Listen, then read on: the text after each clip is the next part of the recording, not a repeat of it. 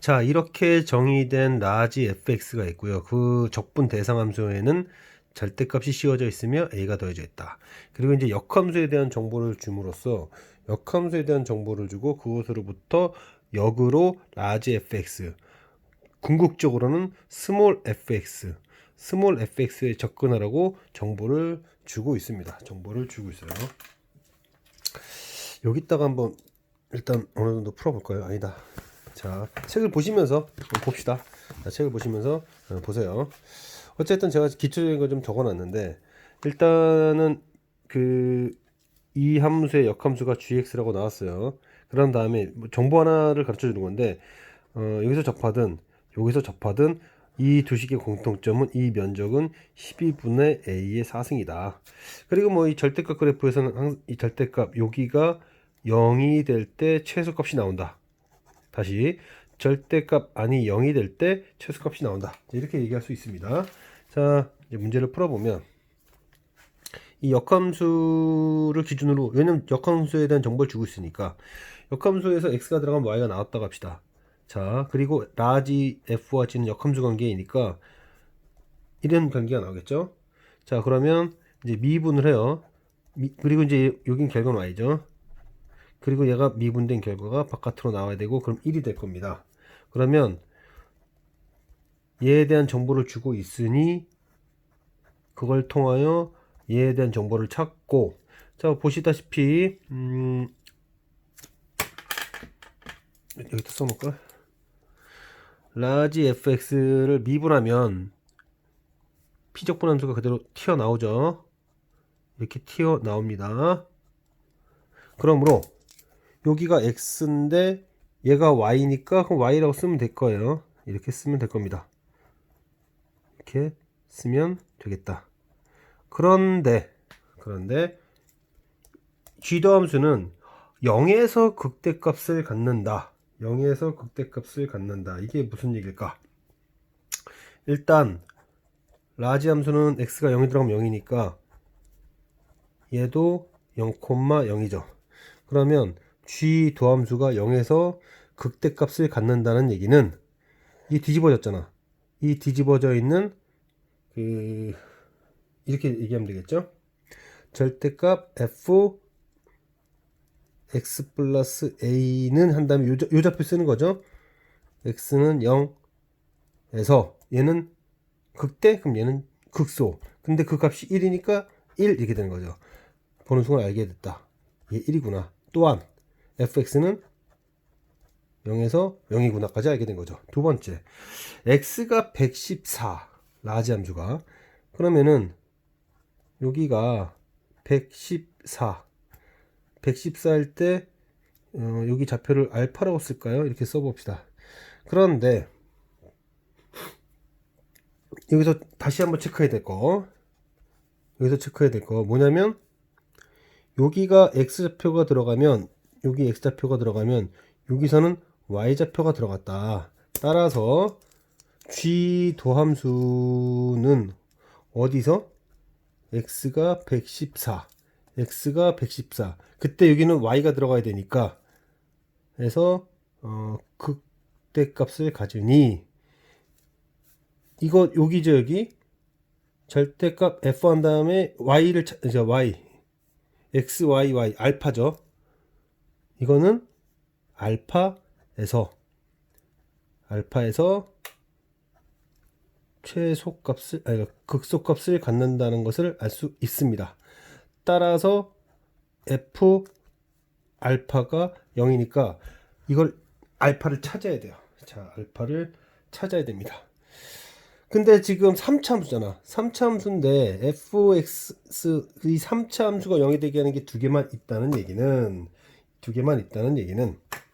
이 fx는 0에서 중근을 갖거나 아니면 알파에서 중근을 갖거나 이런 얘기죠. 그러나 이 문제에서 라지 f 알파를 한다고 하면 그것이 무엇이 돼야 되죠? 자, 여기 역함수 관계니까 f114. 자, x자리에 알파를 집어넣었어요.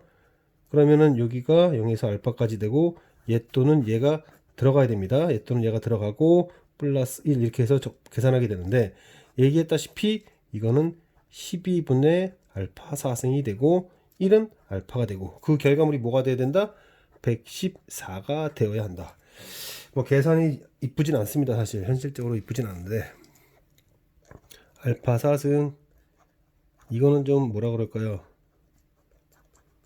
계산을 좀 이쁘게 할 수 있는 거를 좀 줘야 될 텐데, 여기 알파에다 6을 넣으시면 여기는 6의 4승이 되고요, 여기는 6의 제곱 곱하기 2가 되고, 여기는 얘가 144가 뭐더라? 6 이게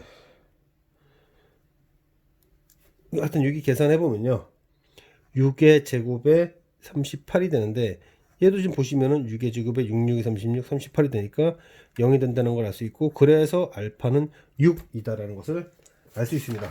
뭐 거기서 시간이 좀 걸릴 수 있긴 한데, 그리해서 이 원함수는 6일 때 144다. 그 다음 이제 g 도함수는 다시 뭐라고 했냐면 극소값을 갖는다. 다시 까먹었을 테니까 써놓읍시다. g 도함수 x. 자, g x, y가 있을 거예요. 그 다음에 g 도함수 x는 뭐 아까 뭐였냐면 f y 절대값 1 이렇게 됐었죠. 그런데 g 도함수 x는 뭐라고 나왔냐면 극소값 m을 갖는다. 극소값 m을 갖는다. 자, 극소값 m을 갖는다라는 것을 뭐라고 쓸까요? 이렇게 씁시다. g는 b, g는 gx가 있어요. gx는 b, 베타. 그러면 f는 베타, b 이렇게 될 텐데, 여기서 이제 적용을 해서 g 도함수 b를 씁니다. b를 넣으면 그거는 여기서 f 베타 이렇게 되는 거죠. 그게 m이다 이런 얘기죠. 이런 얘기가 되는 건데,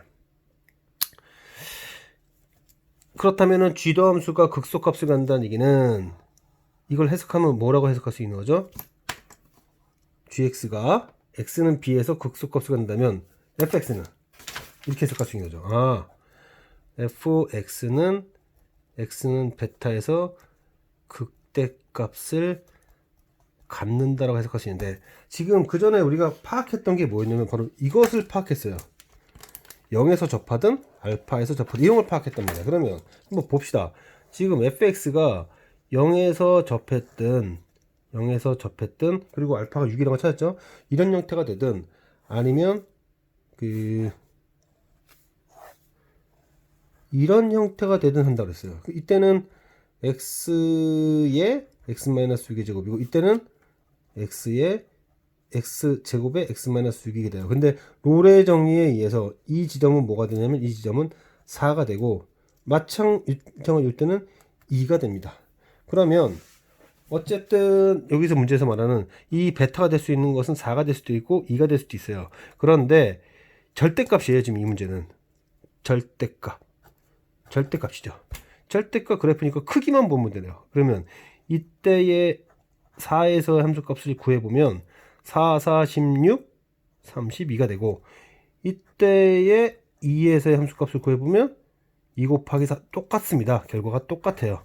그러니 얘는 어디서, 이건 중요한 게 아니에요. 극대값이 얼마를 갖냐면 32를 가져요. 그럼 여기는 33이 되죠. 그러니 이 최소값이 얼마가 되는 거냐면 바로 33분의 1이 되는 거였어요. 33분의 1이 되는 거였다.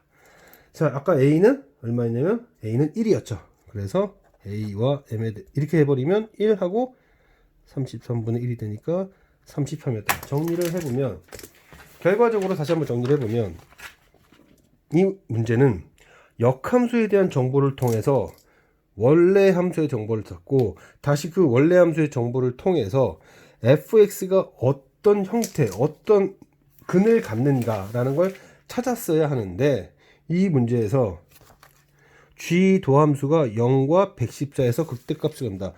0에서, 근데 0,0을 지나기 때문에, 그러면 이 관계식을 통하여 0에서 극대값을 가지면 이 함수, 요 함수는 0에서 극소값을 갖는구나. 그리고 절대값 그래프에선 극소값을 가질 때는 절대값이 0이 될 때이다. 아, fx는 0을 근으로 갖는구나. 그리고 a는 1이구나. 이런 정보들을 차곡차곡 찾을 수 있어야 된다. gx가 114에서 극대값을 갖는다. 그러면은 여기가 114면은 여기가 알파가 되는 거니까 x는 알파를 근으로 갖는다. x는 알파를 근으로 갖는다. 그걸 통하여 fx의 형태를 찾게 되고 그때 이런 넓이 공식도 활용하게 되면서 그 넓이 공식에서 인수분해까지 가는 다소 복잡한 형태가 필요했던 뭐 그런 문제였습니다.